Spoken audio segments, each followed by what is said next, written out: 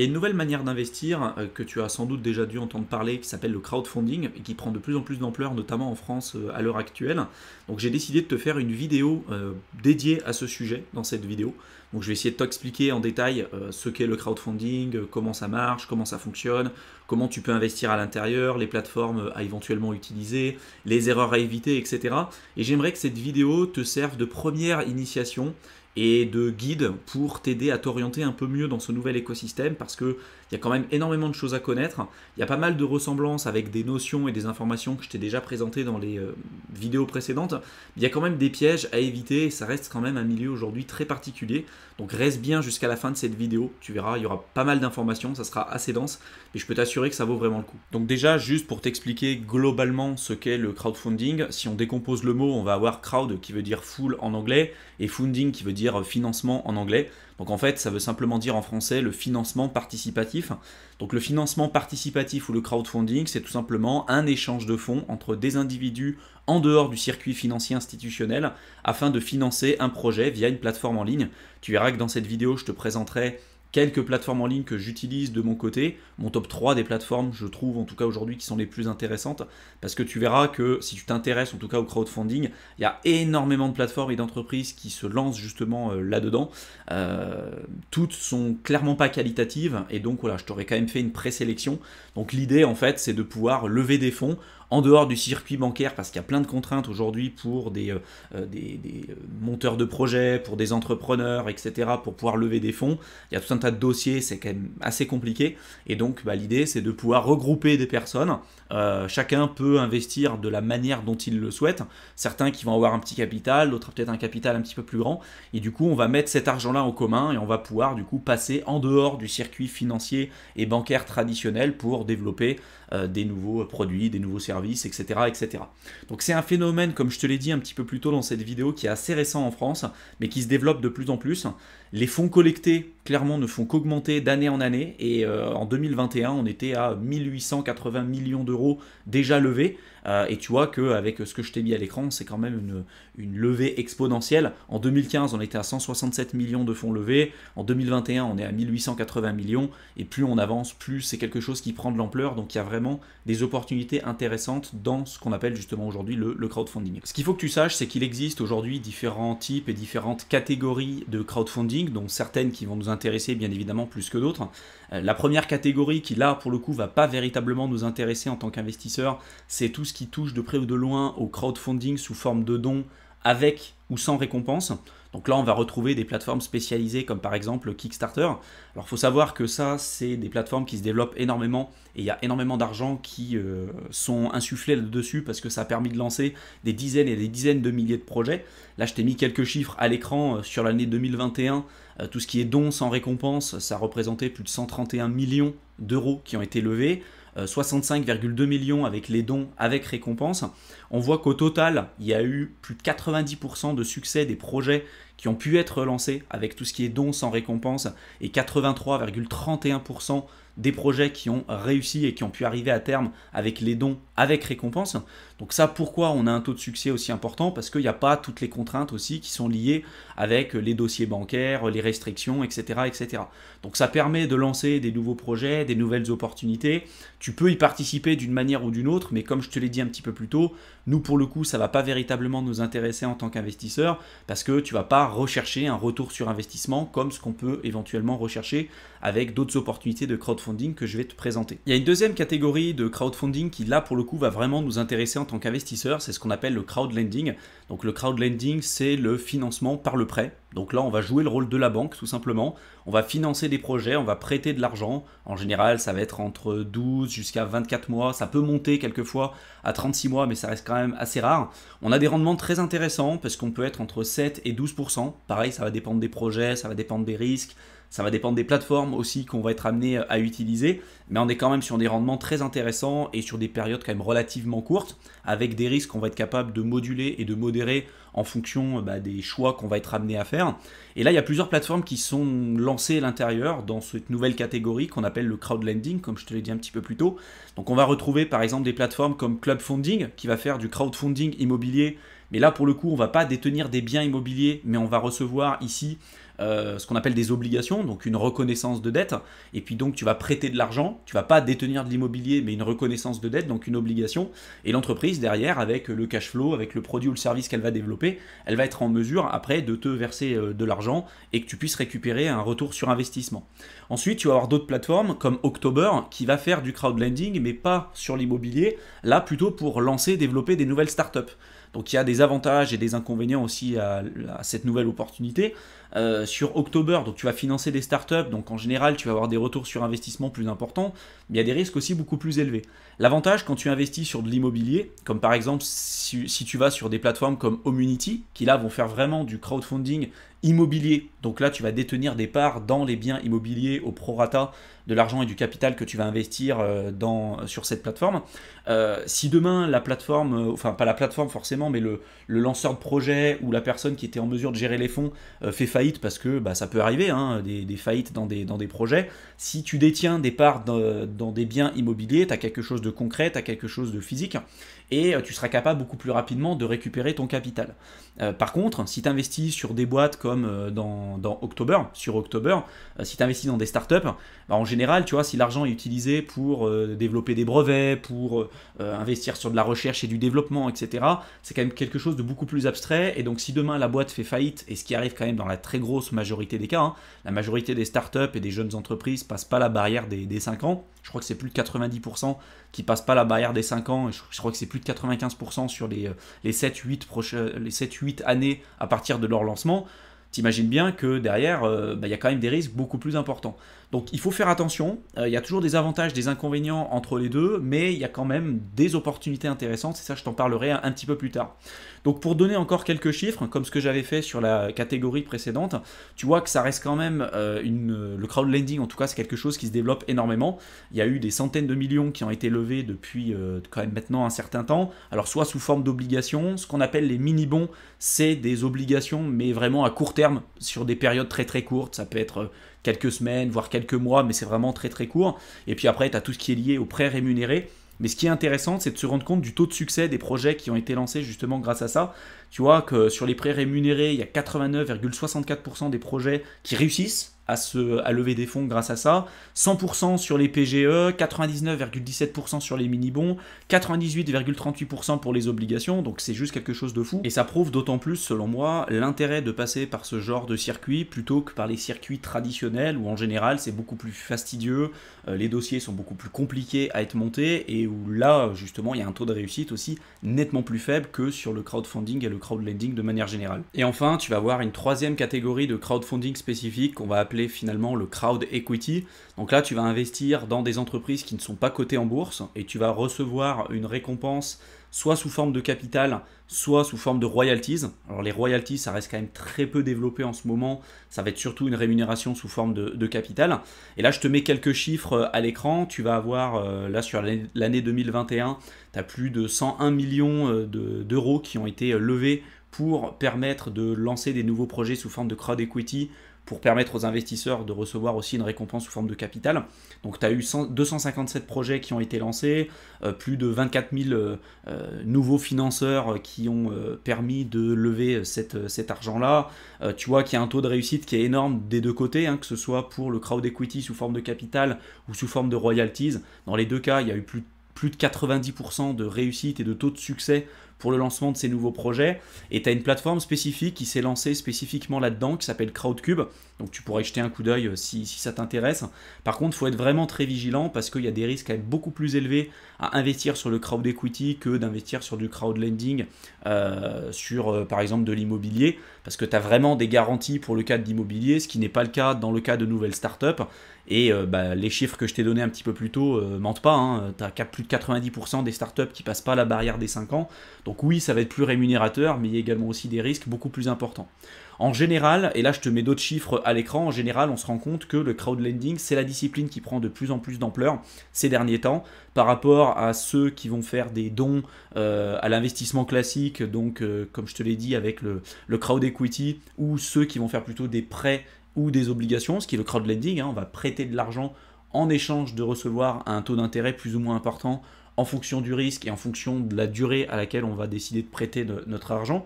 Donc on voit que le crowdlending, c'est vraiment ce qui a le vent en poupe en ce moment, et c'est vraiment cette catégorie qui va nous intéresser en tant qu'investisseur. Et ça va nous permettre de lancer tout un tas de projets, de financer des nouveaux projets. Ça peut être donc tout ce qui va être lié à des acteurs pour l'économie sociale et solidaire, des projets pour des particuliers, pas forcément pour des entreprises, mais ça peut être des particuliers qui vont lancer des nouveaux projets, des TPE, PME, des opérations immobilières, des startups pour des collectivités ou autres projets. C'est vraiment très très très diversifié et tu verras qu'il y a des choses intéressantes que tu pourrais être amené à faire. Donc là, je vais te parler des avantages et des inconvénients du crowdfunding parce que bien évidemment, il y en a. Au niveau de ces avantages, donc c'est un moyen rapide pour pouvoir lever des fonds, bien plus rapide et bien plus efficace que faire le financement classique et traditionnel. Il y a une présélection des projets pour l'investisseur puisque ça ne va pas t'empêcher ça de faire tes propres recherches, de croiser les informations et de faire attention à la manière dont tu vas investir ton capital. Ça ne change pas, mais tu vas passer à travers des plateformes qui vont déjà faire une présélection des projets. Et a priori, si les projets sont listés sur leur plateforme, si c'est des plateformes qualitatives, et je t'en présenterai quelques-unes dans la suite de cette vidéo, il y a quand même un risque qui est amoindri et qui est beaucoup plus faible que si tu étais amené à trouver toi-même les opportunités ou à trier toi-même sur le volet les nouvelles opportunités de crowdfunding. Donc c'est quand même beaucoup plus simple, il y a déjà une présélection qui va te permettre de gagner quand même pas mal de temps. Il y a une gestion simple et rapide, parce que tu verras, hein, pour investir sur des plateformes de crowdfunding en quelques clics, franchement, une fois que tu as validé ton compte, c'est quand même très rapide et c'est très très simple à faire. C'est également très accessible, ça va dépendre des plateformes. Mais tu as des plateformes qui te permettent d'investir à partir de 1 seul euro. Tu en as d'autres qui vont mettre des limites à partir de 1000 euros, mais de manière générale, le crowdfunding, c'est quand même beaucoup plus accessible que ce que ça ne pouvait l'être il y a quelques années en arrière. Parce qu'il faut savoir que les projets qui sont listés sur ces plateformes, à la base, avant que le crowdfunding et cette nouvelle fonctionnalité existent et soient disponibles, c'est des projets qui n'étaient accessibles qu'à partir d'un certain niveau de finance particulière. Il fallait quelquefois avoir des centaines de milliers d'euros en portefeuille pour pouvoir déjà être sujet à ce qu'on puisse nous offrir et nous présenter ce genre d'opportunités. Là maintenant, oui, même si quelquefois tu peux avoir des contraintes et avoir peut-être une limite, tu vois, de 1000 euros pour pouvoir investir, bah, ça reste quand même nettement plus accessible que ce qu'on pouvait avoir il y a quelques années en arrière. Donc sache qu'il existe aujourd'hui pas mal de plateformes qui te permettent d'investir avec plus ou moins d'argent. Moi, celles que j'utilise, il y en a certaines, comme par exemple, je crois, la Première Brique, je t'en parlerai un petit peu plus tard, elles te permettent d'investir à partir de 1 seul euro. Donc à partir de 1 euro, tu vas pouvoir investir. Il y a d'autres plateformes, ça va être un peu plus conséquent, ça peut être des centaines d'euros. Je crois que le maximum, c'est à partir de 1000 euros où tu vas pouvoir investir dessus. Il y a également un autre point très intéressant, c'est que tu as des rendements intéressants, hein, ça peut aller jusqu'à 12% en fonction du risque, en fonction des frais. Attention à la fiscalité, en fonction aussi de la plateforme, tu ne vas pas avoir les mêmes rendements, mais ça peut aller jusqu'à 12%, donc ça reste quand même très intéressant. Ça peut te permettre de te diversifier avec ton portefeuille boursier, parce que si tu investis en bourse, si tu investis en immobilier, si tu investis en crypto, bah, tu peux investir aussi dans le crowdfunding, le crowdlending, et ça va te permettre de diversifier ton allocation de portefeuille. Un autre point positif avec le crowdfunding, c'est le fait de pouvoir utiliser ton argent comme tu le souhaites et d'être vraiment acteur avec ton propre argent, puisque investir sur des ETF ou investir sur par exemple des boîtes comme Coca-Cola, au-delà du gros problème éthique que ça peut poser auprès de certaines personnes, tu ne vois pas véritablement ton impact quand tu investis ton argent dans ce genre de boîte-là. Là, pour le coup, tu peux vraiment avoir un impact très positif sur ta collectivité, sur un endroit spécifique, sur un domaine très spécifique. Tu vois, moi, dernièrement, j'ai financé un projet d'une ferme agricole spécialisée dans la permaculture. Moi, c'est vraiment quelque chose qui me parle. Mais derrière, tu vois, beaucoup de gens pensent que quand tu utilises ton argent, c'est forcément tu vas être rémunéré parce que tu fais le mal ou parce que ton argent il va être utilisé à mauvais escient. C'est pas vrai. Tu peux très bien développer quelque chose de très positif, à la fois au niveau local, au niveau de la collectivité, et puis en même temps recevoir un retour sur investissement en adéquation du risque et de l'argent que tu auras mis à l'intérieur, tu vois. Et moi je trouve que tu es vraiment beaucoup plus acteur en tout cas avec ces plateformes de crowdfunding, crowdlending, parce que tu vois vraiment l'impact que tu peux avoir vis-à-vis de tout ça, et que c'est pas non plus souvent des projets de très grosse envergure qui sont développés par des multinationales, etc. La plupart du temps, c'est des petits projets, tu vois, des projets levés par des particuliers et tout, et qui peuvent avoir un impact très positif, tu vois, sur la localité dans laquelle ces personnes-là se trouvent, et toi, tu peux participer à ça. Donc je trouve que c'est un cercle très vertueux, Ça permet à ces gens d'éviter de passer à travers le circuit bancaire traditionnel. Eux, ça leur permet du coup de lever de l'argent. Soit ça permet de développer des projets qui valent le coup, qui n'auraient pas pu naître si jamais ils avaient suivi le chemin classique. Et en plus de ça, tu es rémunéré, donc franchement, j'ai envie de dire tant mieux, tu vois. Autre objectif, c'est que ton argent, il est bloqué aussi sur du court terme. Donc ça, c'est un autre avantage, c'est que tu vas le bloquer, mais pas sur des durées très très longues. En général, on va être entre 12 jusqu'à 36 mois. Le maximum, moi, que j'avais vu, c'était 36 mois. Mais en général, on va être entre 12 jusqu'à 24 mois.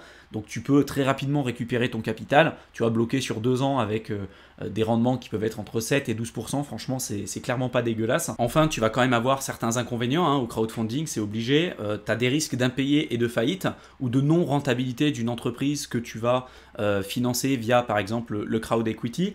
Ça va être de plus en plus compétitif parce qu'on voit qu'il y a de plus en plus de plateformes et de projets qui veulent se lancer, donc il va falloir faire la sélection et faire attention à la manière dont tu vas placer finalement ton capital. Il y a beaucoup de plateformes différentes, dont certaines qui peuvent être frauduleuses, donc il faut faire attention et je te donnerai juste là dans la suite de cette vidéo un moyen pour toi pour être sûr de ne pas tomber sur des arnaques ou en tout cas de limiter les risques et les possibilités de te faire arnaquer ou d'aller sur des plateformes qui sont peu scrupuleuses. Et enfin, un autre inconvénient, c'est l'historique d'investissement qui est assez faible, contrairement à la bourse. C'est-à-dire qu'avec la bourse, on a aujourd'hui un historique de plus de 200 ans et je t'ai fait tout un tas de vidéos pour te montrer historiquement ce qui s'était passé, avec les avantages, les inconvénients, etc. Le crowdfunding, le crowdlending et toutes ces différentes sous-catégories qu'on peut retrouver à l'intérieur. Oui, il y a des opportunités intéressantes, mais ça reste quand même très récent. Donc pour moi, il faut être quand même vigilant là-dessus. Mais ça vaut quand même le coup. Il y a quand même nettement plus d'avantages que d'inconvénients. Et pour moi, la meilleure manière pour toi, pour pouvoir te protéger et notamment limiter les risques, ça va être de choisir des plateformes intéressantes. Et je t'en présenterai quelques-unes un petit peu plus tard. Et surtout, de te diversifier suffisamment. C'est-à-dire que si tu as 10 000 euros à investir sur du crowdfunding, par exemple, tu ne vas pas tout placer sur un seul projet. Tu vas prendre cet argent-là, tu vas bien évidemment faire tes analyses, tes regroupements, etc. Et puis ensuite, tu vas placer une partie de ton capital sur un projet, un deuxième projet, etc. Et donc, si tu as 10 000 euros et que tu le places sur 100 projets différents, ouais, peut-être que sur le lot, on aura certains qui vont pas fonctionner, mais que la majorité arriveront à échéance et tu auras nettement plus de chances et de probabilité de gagner de l'argent justement en faisant tout ça. Maintenant, je vais te donner quelques critères pour pouvoir bien sélectionner les projets en crowdfunding. Donc, première chose, ça va être de bien sélectionner la plateforme. Alors, les projets proposés, de regarder le taux de défaut, le risque, l'historique, est-ce que c'est des plateformes qui sont contrôlées par l'AMF, etc., etc., quelles certifications ils ont. Ça paraît, je t'en parlerai un petit peu plus tard, mais déjà bien sélectionner sa plateforme. Ensuite, de regarder la nature du prêt. Tu sais, pour le crowdlending, il y a différents types de prêts. Tu as par exemple des prêts in fine. Donc là, c'est le prêt qui va être remboursé qu'à la fin de l'échéance. Ou tu vas avoir des prêts aussi, ce qu'on appelle des prêts amortissables. Des prêts amortissables, c'est des prêts qui vont être remboursés au fur et à mesure. Tu n'as pas le même risque si tu es sur un prêt in fine ou si tu es sur un prêt amortissable. Il va y avoir également aussi la durée du prêt. Plus tu vas prêter ton argent pendant longtemps, plus tu prends de risques et donc plus tu dois recevoir un retour sur investissement important. Donc ça pour moi aussi c'est un point important à avoir en tête et donc il faut vraiment être vigilant par rapport à ça. Il va y avoir la fiscalité aussi qui va rentrer en ligne de compte. Les rendements. Il faut faire attention aussi, en fonction des projets, des plateformes, etc., il y a des très grosses disparités de rendement. Et attention, il faut savoir lire aussi entre les lignes. Des fois, il y a des plateformes qui essaient un petit peu de filouter, c'est-à-dire qu'ils vont te dire on fait des rendements, je sais pas, de 12%, et en fait, ils te parlent pas de la fiscalité, hein, bien évidemment. En fait, c'est des rendements bruts, c'est-à-dire qu'on ne prend pas en compte l'inflation et on ne prend pas en compte la fiscalité. Donc derrière, c'est même pas les rendements nets et pas les rendements net. Ça, c'est super important de le comprendre. Et donc, derrière, des fois, tu as des plateformes qui vont te donner les véritables rendements, pas forcément avec l'inflation, et ça, ils n'en parleront jamais, mais de te dire, attention, voilà, il y a la fiscalité, et donc les rendements nets que vous allez recevoir, ça va être tant en prenant en compte la fiscalité. Mais il faut faire attention, la plupart d'entre elles aujourd'hui ne le font pas forcément, et donc il faut quand même se méfier. Entre le rendement qu'ils vont donner, qui va être le rendement brut, et véritablement ce qu'on va avoir dans notre poche, il peut quand même y avoir une différence assez significative quelquefois. Et enfin, le dernier critère pour pouvoir bien sélectionner les projets de crowdfunding, là il va falloir faire attention notamment aux facteurs de risque, et là il y a différentes catégories. Tu vas avoir le risque de défaut, le risque de faillite, tu vas avoir le risque aussi de liquidité, hein, ça c'est super important, le risque de marché, parce que même si tu es censé recevoir un retour sur investissement, si tu investis sur du crowd equity par exemple, ben c'est Tu supposes que tu vas avoir un retour sur investissement parce que la boîte va sans doute se développer, va valoir plus cher dans les prochaines années, mais il n'y a aucune garantie par rapport à ça. Et donc au-delà d'être un produit ou un service quand même très peu liquide, il y a quand même un risque de marché, une fluctuation en fonction de l'offre et de la demande. Donc ça aussi pour moi, c'est quand même important à le prendre en compte. Et à chaque fois, je te le dis tout le temps sur cette chaîne YouTube, mais à chaque fois que tu vas avoir un retour sur investissement, tu vas avoir un risque qui va être lié à ça. Et il y a toujours un équilibre à avoir entre le risque et le rendement que tu souhaites obtenir. Donc pour moi, pour limiter son risque dans le crowdfunding de manière générale, la meilleure chose à faire, ça va être de se diversifier au maximum. Diversifier au maximum ses placements, pas tout mettre sur une seule plateforme, pas tout mettre sur un seul et unique projet. Si tu as 10 000 euros par exemple, tu vas peut-être te mettre sur 3 plateformes différentes et puis tu vas investir sur peut-être, 5, 6, 7, 8, 10, 30 projets différents en fonction des levées de fonds et en fonction de tes moyens aussi.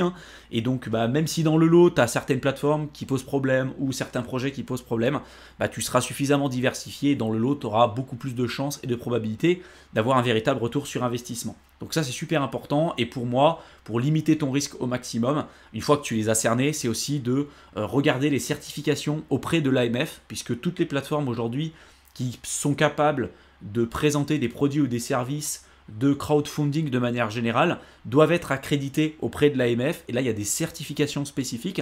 Et donc, c'est ce que je vais te montrer là dans la suite de cette vidéo. Donc, sache que pour qu'une plateforme soit identifiée et que tu puisses l'utiliser, elle est censée avoir certaines accréditations qui sont délivrées par l'AMF. Donc, tu as certaines plateformes qui vont avoir différentes accréditations. Tu peux en avoir une ou plusieurs, mais en tout cas, elles sont quand même indispensables. Tu vas avoir la certification intermédiaire en financement participatif qu'on va appeler l'IFP. On va avoir la certification qui s'appelle conseiller en investissement participatif, donc le CIP. Et enfin, on va avoir la certification prestataire de services d'investissement, PSI. Donc il y a un site qui est pas mal, qui va te permettre de voir à l'instant T toutes les plateformes qui vont avoir en fait toutes ces certifications et tous les agréments spécifiques. Donc là, tu vois, par exemple, Anaxago a eu l'agrément CIP depuis 2014. Tu vas avoir les montants collectés, les projets qui vont être financés, les projets qui ont été remboursés déjà depuis le début, les projets échus, le taux de remboursement depuis le départ, le taux de retard, le taux de défaut et les projets confidentiels spécifiques. Et tu peux les classer. Si toi, tu veux investir que sur des boîtes, par exemple, ou que tu veux sélectionner que des plateformes qui ont la certification CIP, tu cliques dessus et là, du coup, tu vas avoir toutes les plateformes qui sont classées avec la certification CIP. Tu peux également aussi les classer en fonction de leur montant collecté. Tu vois que par exemple, il y en a certaines que je t'avais évoquées un petit peu plus tôt, comme Clubfunding, qui est aujourd'hui la plateforme la plus utilisée dans le crowdfunding de manière générale. Il y a eu plus de 849 projets qui ont été financés depuis le début, des projets remboursés, donc en fait c'est des projets qui sont déjà arrivés à échéance et dont l'argent a déjà été perçu de la part des investisseurs. Donc il y en a eu 378 qui ont déjà été remboursés. Le taux de remboursement c'est 93%, taux de retard 7%, taux de défaut 0%. Donc tu vois, eux, depuis le début, ils ont lancé 849 projets. Pour l'instant, il y a eu 0% de défaut. Il peut arriver d'y avoir des retards. Ça reste des humains derrière. Donc des fois, il y a des imprévus qui arrivent. Et donc, en général, ils arrivent à trouver une solution. Ils vont étaler la dette peut-être sur une durée un petit peu plus longue. Mais de manière générale, ça se passe quand même plutôt bien. Et donc, tu vois, tu peux retrouver des informations spécifiques là-dessus. Et si tu veux rentrer plus spécifiquement sur une entreprise comme par exemple Clubfunding, tu peux cliquer dessus, tu auras un descriptif avec des statistiques supplémentaires si jamais ça t'intéresse. Si tu recherches un petit peu sur le crowdfunding, tu verras que des plateformes, il en existe énormément. Je t'en ai mis quelques-unes là à l'écran. Tu as la première brique par exemple qui va te permettre d'investir à partir de 1 euro. Tu vas avoir Clubfunding, tu vas avoir Realty. Donc ça, Realty, c'est plus basé sur la tokenisation des biens immobiliers, plutôt basé sur le secteur crypto, donc je ne vais pas en parler ici. Tu vas avoir Riser, tu vas avoir October pour le financement des startups, etc., etc. Il y en a vraiment énormément qui se développent, donc il faut faire attention de ne pas non plus aller sur toutes les plateformes parce que toutes ne sont pas intéressantes, mais avec tout ce que je t'ai donné précédemment, aujourd'hui tu seras capable très largement de faire une présélection des boîtes qui peuvent t'intéresser intéressée, dans laquelle tu souhaiteras éventuellement placer ton capital. Ensuite, comme je te l'avais dit au début de cette vidéo, j'allais te partager les plateformes que j'utilise à titre personnel pour faire du crowdfunding. Donc la première plateforme, ça va être Club Funding, la deuxième, ça va être La Première Brique, et la troisième, ça va être Riser. Je te mettrai tous les liens qu'il faut dans la description de la vidéo si tu veux t'inscrire sur ces plateformes. Tu auras simplement à cliquer dessus et tu seras redirigé sur le site officiel. La première plateforme, du coup, c'est Club Funding que je t'ai évoqué un petit peu plus tôt. Et ce qui est intéressant, c'est que si tu regardes leurs indicateurs de performance, alors tu vas pouvoir retrouver le nombre de projets financés, l'argent qui a été levé au fur et à mesure du temps. Moi, ce qui m'intéresse, c'est de regarder déjà dans un premier temps les retards de paiement, mais plus spécifiquement les pertes définitives. Parce que même s'il y a des retards, si derrière on récupère notre argent, au final, c'est pas très grave. Ça arrive à tout le monde d'avoir des retards. C'était peut-être d'ailleurs toi même peut-être déjà arrivé. Bon, à la limite, ça, c'est pas très très grave. Nous, ce qu'on veut être sûr, c'est récupérer notre argent à un moment donné. Et donc, je regarde vraiment les pertes définitives. Ce qu'on voit, c'est que sur Club Funding, en fait, il n'y a pas eu de perte définitive. Là, il y a un 1 sur les intérêts versés, mais faudrait jeter un coup d'œil, en fait, d'où ça vient. Faudrait creuser un petit peu plus. Mais de manière générale, tu vois, ça reste quand même très très faible. Donc, sur les 836 projets qui ont été lancés depuis le début, tu vois, il n'y a pas eu, en fait, vraiment de perte définitive. Donc, pour moi, ça reste une plateforme très intéressante pour ça. En plus de ça, tu vas avoir du coup La Première Brique qui va te permettre d'accéder à des projets à haut rendement et avec une barrière d'entrée très très faible parce que c'est la seule plateforme aujourd'hui qui te permet d'investir à partir de 1 seul euro. Et si tu regardes les projets qui ont été lancés, donc il y en a eu des centaines qui ont été lancés depuis le début, pour l'instant il n'y a eu aucun projet avec une perte définitive. Il y a eu bien évidemment quelques retards, ça arrive, même si ça reste très très faible, ça arrive, mais tu vois en perte définitive, là pour le coup il n'y en a pas eu non plus sur La Première Brique. Attention quand même sur La Première Brique, les projets partent très très très rapidement, c'est très compliqué de pouvoir accéder à ces projets parce que la barrière d'entrée est très très faible. Donc si tu veux y aller, si tu veux t'inscrire sur la plateforme, encore une fois je te mets tous les liens qu'il faut, mais il faut savoir que si tu veux participer sur les projets, en général il faut quand même suivre très rapidement la newsletter et être très réactif, c'est-à-dire dès que le projet va se lancer, tout de suite il faut que tu sois là, tout de suite il faut que tu sois réactif et que tu puisses investir ton capital parce qu'en quelques minutes seulement en fait déjà l'argent a été levé et donc il faut que tu attendes encore un certain temps pour avoir des nouveaux projets qui vont être listés sur la plateforme. Il y a nettement moins de projets qui sont listés sur La Première Brique par exemple que sur Club Funding, ça aussi il faut le savoir. Et enfin dans tout ce qui est crowdfunding immobilier, tu vas avoir Riser qui est très intéressant et si tu regardes ces indicateurs de performance, tu vois là depuis le début il n'y a eu aucun projet, enfin il n'y a eu aucune perte définitive. Donc c'est des projets, c'est des plateformes pardon qui sont accrédités par l'AMF, qui ont toutes les certifications possibles, qui ont déjà financé des centaines de projets. Il n'y a pas eu de perte pour l'instant sur les projets qui ont été financés sur ces plateformes. Moi, je les utilise à titre personnel, c'est pour ça que je te les partage. Bien évidemment, ce n'est pas les seuls qui existent, il y en a plein d'autres qui sont intéressantes. N'hésite pas à aller y jeter un coup d'œil. Mais je t'avais dit au début de cette vidéo que je te partagerai celles que j'utilisais, et donc ça sera finalement chose faite.